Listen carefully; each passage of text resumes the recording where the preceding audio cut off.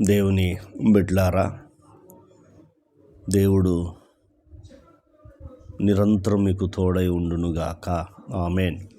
ఎల్లప్పుడూ ఆయన సన్నిధి, ఆయన తోడ్పాటు నిత్యము ఉండునుగాక. దేవుడు ఆనందమును సంతోషమును మీకు అనుగ్రహించబోతున్నాడు.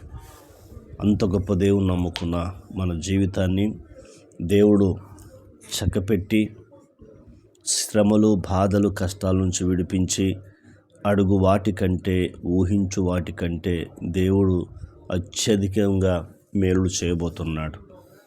వాక్యాన్ని చదువుకుందాం.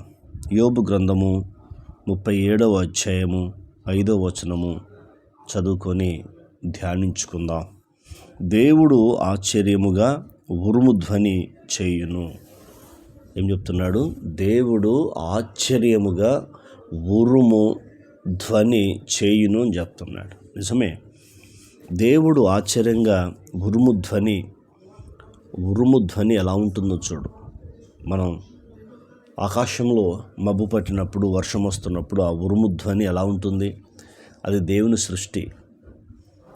దేవుని సృష్టి అంత బలంగా ఆ ధ్వని వస్తున్నప్పుడు ఆయన నోట్లోంచి వచ్చే ధ్వని ఎలా ఉంటుందో ఒకసారి ఊహించండి, ఆలోచించండి. మొదటిది. రెండోది చెప్తున్నాడు.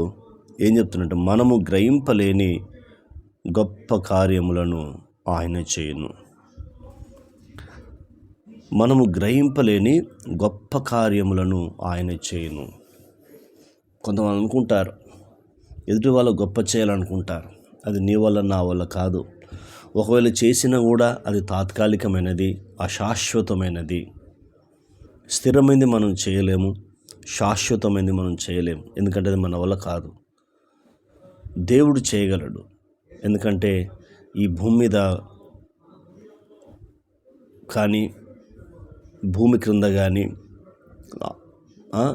తర్వాత ఆకాశం అందే కానీ, ఆకాశం పైన కానీ, అన్ని నామముల కన్నా పైనామం కలిగిన దేవుడు మన యేసుక్రీస్తు ప్రభువారు. కాబట్టి ఆ యేసుక్రీస్తు ప్రభువారు ఎందుకు ఈ భూమి మీదకి వచ్చాడంటే, మన పాపాలు తొలగించి, మన రోగాలు భరించి, నీవు కొరకు, నా కొరకు మనము గ్రహింపలేని గొప్ప కార్యాలు చేయడానికే ఆయన కుమారుడైన యేసుక్రీస్తును ఈ లోకానికి పంపాడు. మరి నీవు నిరుత్సాహంతోనూ బాధతో ఉన్నావా? అయ్యో, నా జీవితంలో ఏ కార్యాలు చూడలేకపోతున్నాను, ఎటు చూసిన శ్రమలే, ఎటు చూసిన బాధలే, కష్టాలే, అయ్యో నన్ను విడిచి ఎప్పుడు పోతాయి, నేను ఎప్పుడు గొప్ప కార్యాలు చూడాలని నిరుత్సాహపడుతున్నావా? చింతపడుతున్నావా? దేవుడు మాట్లాడుతున్నాడు. శుభవార్త. ఈ దినమున దేవుడు నిన్ను ఊతున్నాడు. మనము గ్రహింపలేని గొప్ప కార్యములను ఆయన చేయనంటున్నాడు. నీ జీవితంలో నువ్వు గ్రహింపలేని గొప్ప కార్యాలు చేయాలని యేసుక్రీస్తు ప్రభువారు ఆశపడుతున్నాడు. మరి అంత గొప్ప దేవుణ్ణి నమ్ముకున్న మన ఆత్మీయ జీవితాన్ని ఒక్కసారి మనము పరీక్షించుకుందాం. దేవుడు చెప్పాడంటే అది ఖచ్చితంగా చేస్తాడు. దేవుడు వాగ్దానం చేసిన దేవుడు, నమ్మదగిన దేవుడు, నమ్మకమైన దేవుడు. ఆయన చేస్తాడు. కాబట్టి ఆ వాగ్దానాన్ని పొందుకోవాలంటే నీవు ప్రార్థన చేయాలి, దేవుని మీద ఆధారపడాలి. ఉపవాస ప్రార్థన, వ్యక్తిగత ప్రార్థన, కన్నీటి ప్రార్థన, దేవునితో సహవాసం చేసి ఆయన మీద ఆధారపడాలి. ప్రార్థన. కన్న తండ్రి, నీకు వందనాలు. విన్న మాటలు దుష్టతకు పోకుండా సహాయం చేయి. ఈ వాక్యం ద్వారా మమ్మల్ని మీరు ఆదరించినందుకు వందనాలు. దేవుడు ఆశ్చర్యంగా ఉరుము ధ్వని చేయును అని తండ్రి ప్రభువా, మీరు ఉరుము ధ్వని చేస్తానని చెప్పారు. అందుకే మీ కృతజ్ఞతలు చెల్లిస్తున్నాం. అలాగే ప్రభువా, మేము గ్రహింపలేని గొప్ప కార్యాలు చేస్తానని మీరు మాకు వాగ్దానం ఇచ్చారు. అందుకు మీ కృతజ్ఞతలు. మిమ్మల్ని కలిగిన మేము ధన్యులము. అందుకే నీకు స్తోత్రాలు. మా కొరకు మీరు గొప్ప కార్యాలు చేస్తానని వాగ్దానం చేశావు.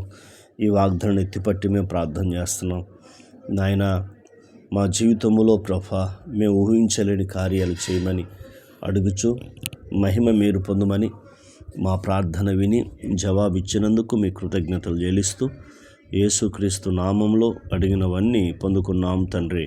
ఆమెన్. ఆయన కృప సదాకాలం తోడై ఉండి మనందరూ నడిపించి ఆశీర్వదించునుగాక. Amen, amen, amen.